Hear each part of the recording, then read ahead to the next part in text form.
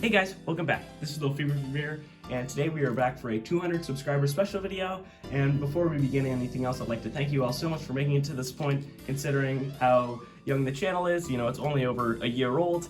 And so for today's video, as well as the other subscriber special videos in the past, we're going to be running all of my operable locomotives and all of the rolling stock that go with them. And so this one is going to be one of my more long form kind of videos, so you might want to sit down or get a little bit more comfortable, or maybe even listen to this sort of like a podcast if you wanted to. But first, we're going to address one of our locomotives that will not actually be joining us today. All right, this locomotive over here will not be participating today since it actually does have a bad motor. And so I've cleaned everything out, and it's still not wanting to run. It's still having engine fires and smoking issues. So this locomotive will be sitting out today. All right, now let's introduce our first two trains of this video. They're both going to be pulled by steam locomotives, and our first one here is going to be a more old-timey train pulled by the Varney 10-wheeler. And then our other one here is going to be a little bit later into the steam age here with a Union Pacific. This one is a Tyco Mantua build, and so this one has a little bit of a more modern train behind it. All right, now let's set off these trains and then we can get some shots of these locomotives running around the lab. So starting out here with the outer line, we'll set it in forwards. There we go, and now the inner line.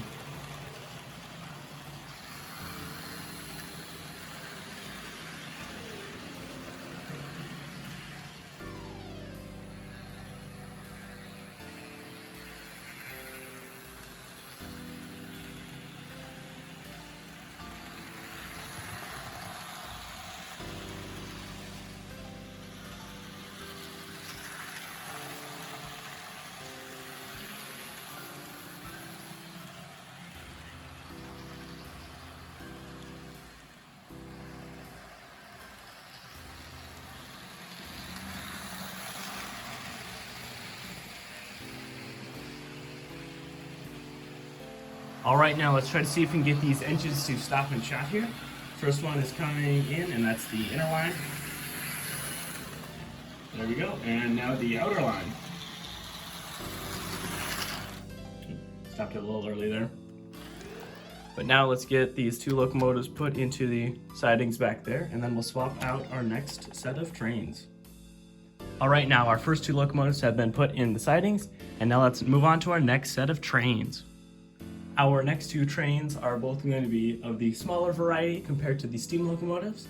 And so this first one going to be here is a Tyco switcher from the Santa Fe. Then the next one here, which is even smaller, is an Athearn Hustler from the Rio Grande. All right, now let's set off our small little locos. Starting off with the outer line here. See if it wants to run. This one runs pretty fast. And now the inner line. Set that in forwards. There we go. Since both of these locomotives have smaller wheelbases, they do have a tendency to stop and stutter a little bit on the points here.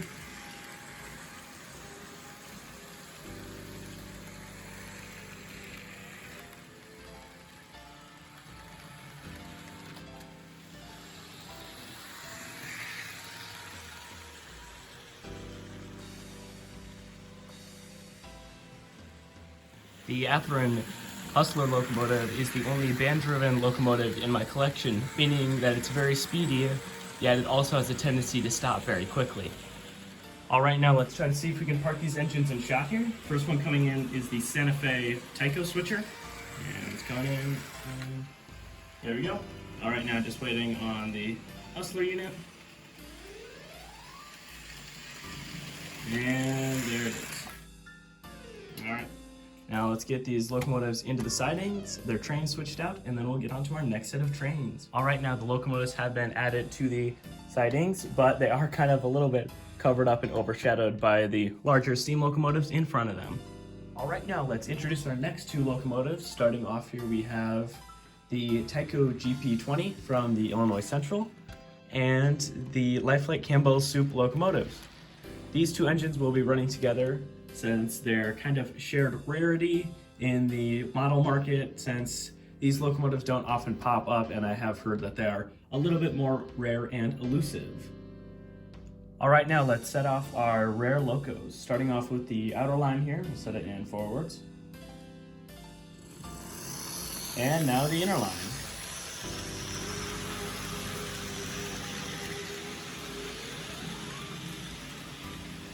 I would also like to mention that the Campbell Soup locomotive is running with its complete train set that was released in 1998.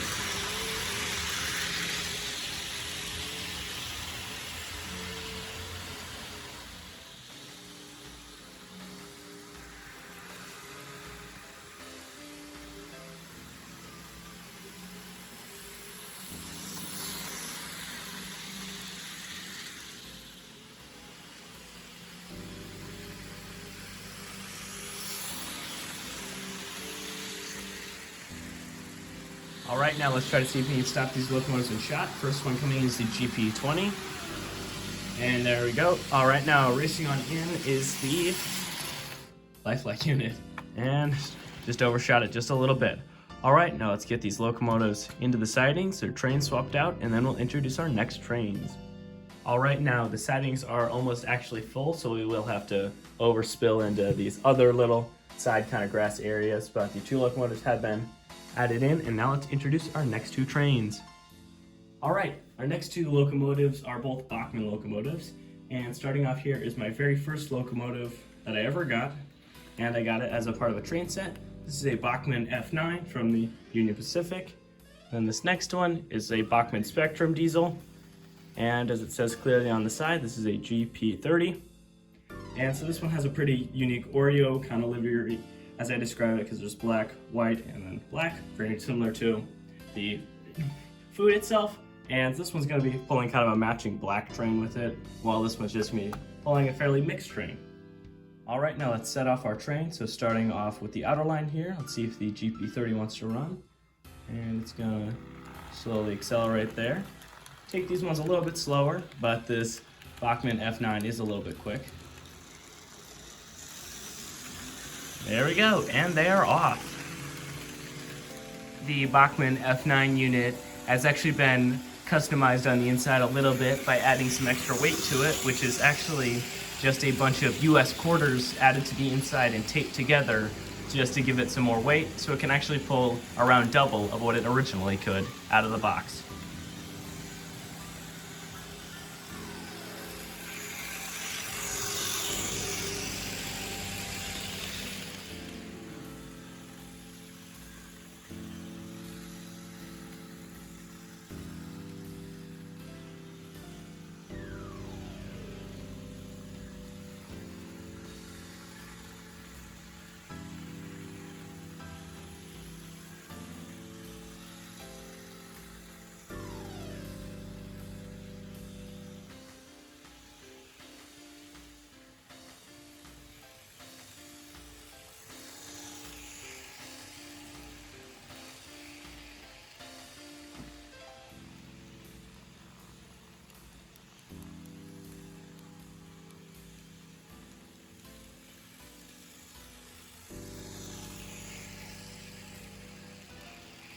Alright, now let's try to see if we can park these engines in shot here. First one coming in is the EMD.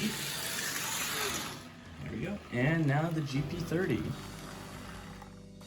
Actually, I did say EMD instead of F9, but they both are EMD locomotives. Alright, now let's reconfigure these engines and put them into the sidings, and then we'll swap on our next two trains. Alright, now you can see the two new additions to the sidings, even though they are kind of a little bit hidden there. But right now, this is the start of the overflowing of the siding, so now the locomotives will just be resting on the grass mat. Alright, our next two locomotives will be based off Alco prototypes. Our first one here is a Southern Pacific Alco PA-1, and our next one here is an Alco Century 424 from Amtrak. Alright, the Century unit will be pulling a small maintenance train, and the PA will be hauling a small goods train. And now let's set them off, starting out with the outside line here. Let's see if we can just give it a nice quick start there. And now for the inside line. There we go. All right, and they're off. One fun little anecdote about the Alco Sentry unit is that its running number actually belongs to an SD7 operated by Amtrak. Also, the shell of the locomotive is actually inaccurate and based off some early drawings of the Alco unit. And so it shouldn't actually have the little circular fan that is shown on top. It should actually have a different shaped fan, and so it's a little bit inaccurate to what the engine would actually look like in real life in many ways.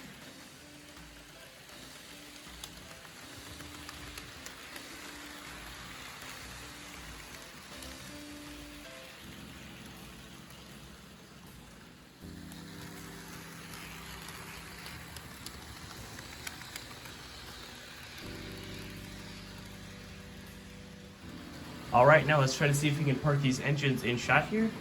They should be coming in at around the same time, which will be a little bit hard to manage. But first one coming in here is the PA unit. And so let's stop that, there we go. And now we gotta wait for the Amtrak. And, oop, stopped a little bit early. It does have traction tires on the bottom, so it does stop pretty quickly. But now let's get these two trains into the sidings. They're train swapped out, and then we can get on to the next two. Our last two engines have been added to the sidings here, with the PA kind of being a little bit hidden from the steam locomotives here, but now let's move on to our next set of trains. Just like the past two sets of trains we've run here, both of these two locomotives share a real-life manufacturer that the prototypes are based off of here. Starting off, we have a Santa Fe Fairbanks Morris H16-44. This is a Bachmann Spectrum unit.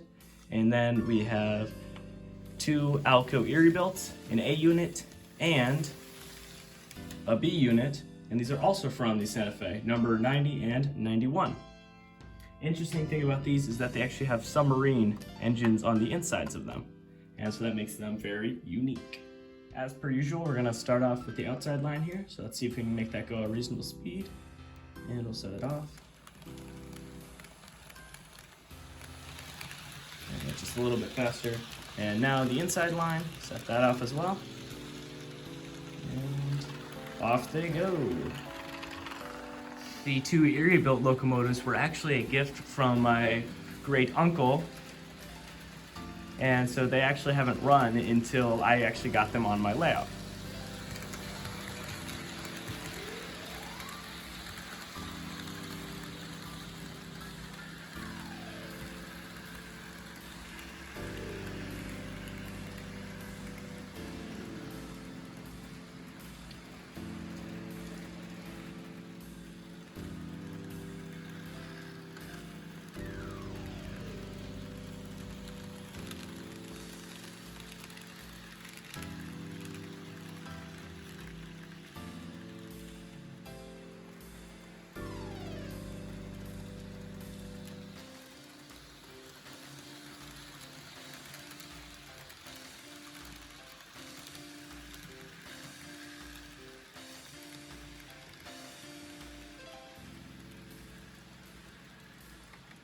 Alright, now let's try to see if we can get these engines to stop in shot here. Coming in first, actually coming at the same time. There we go. Actually, that was kind of impressive on my part. Now let's get all three of these engines into the sidings, and then we'll swap out our trains. Alright, now you can see the three engines have been added to the sidings. Now let's take a look at our next two trains. Breaking the theme a little bit here, but now we have two passenger trains, a Santa Fe heavyweight train pulled by an FP45 and a Milwaukee train, or Milwaukee road train, double-headed by two F7 units. Alright, now let's start off these passenger trains. And so now, since they are passenger trains, we can get them going at a little bit of faster speed here, starting with the outer line. And we'll set it off. And now the inner line. Let's see how it does with its lighted coach. Stopped on the point there. Alright, and they're off. The lighted coach feature is nice on the Santa Fe cars, except they do cause occasional cutouts, as you guys can see in front here with the locomotive that pulls them, since the incandescent bulbs inside them do draw quite a bit of power.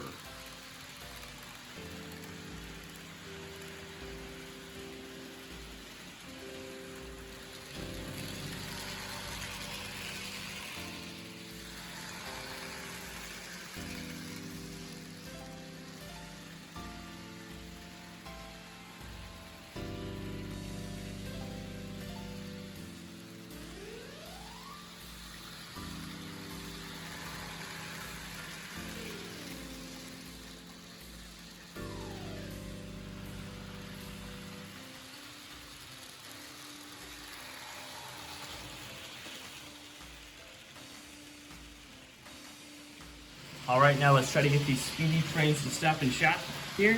First ones going in are the F7 units, and overshot it a little bit, but and stopped a little bit early. All right, now let's get these engines all into the sidings, and then we'll swap to our next set of trains. All right, the 2 Milwaukee Road F units have been put in place, as well as the Santa Fe passenger locomotive here. And the Milwaukee Road cars have kind of infiltrated this section of the siding as well as the turntable. And so that means that the USA OS60 has been kind of relegated to the shed here, where it's kind of hard to see just that on camera since it's black on black. But now let's move on to our next 2 trains. All right, now our last 2 trains before the finale are a little bit miscellaneous.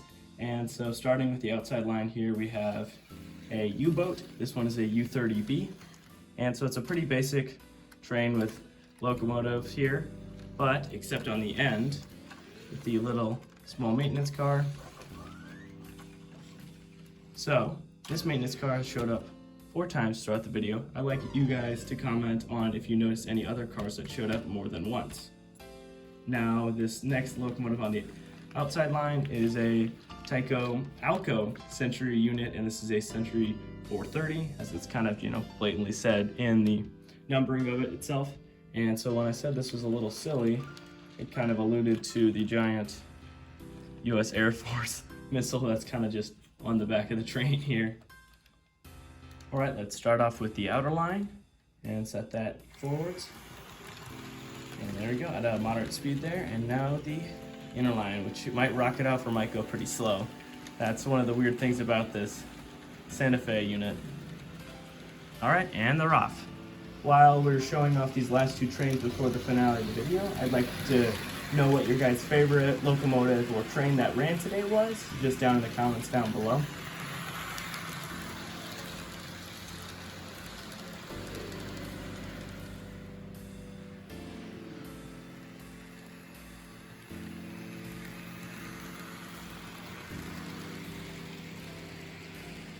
All right, now let's try to see if we can park these engines in shot here. First one coming in is the Alco unit. So let's see if we can stop that right about now. There we go. And now the General Electric. All right, now let's get these locomotives sorted out and the trains dealt with, and then we can move on to the grand finale of this video. All right, now before we take a look at our final trains today, let's just take a quick panning shot and look at all the locomotives that have run today as they kind of are sprawled out all over the layout.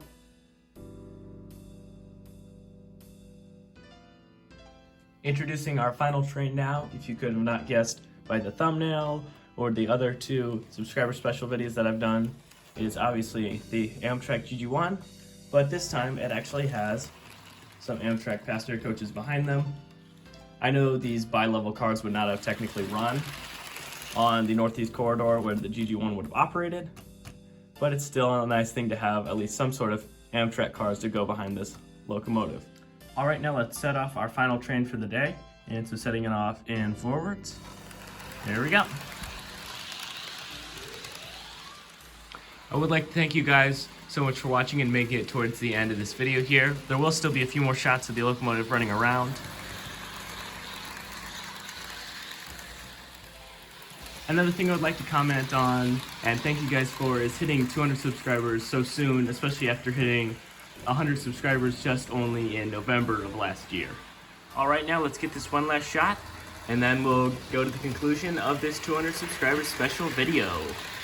All right, now for the last time today, let's try to see if we can park the locomotive and the rest of its train in shot here. Just coming in, and there we go. All right, nice, smooth landing. Starting off, I'd like to thank you guys so much for watching and making it this far in the video, and I'd like to thank you guys so much for hitting 200 subscribers, even though this video has been a little bit postponed since then, and we've gained quite a few more than just 200. But I've had a lot of fun making videos on the channel, and especially, larger videos like this that take more time and more effort. But right now, I'm looking forward to the editing process here, because now I'm just wrapping up filming, and this filming's been over at least 4 days, so the lighting might have changed a little bit from day to day because the sun from the windows kind of changed a little bit and you can't see the sun's still up, so you can see my hands moving around, causing a shadow a little bit in the lower corner of the frame. But I'd like to thank you guys again, and I'll see you guys next time. Bye-bye!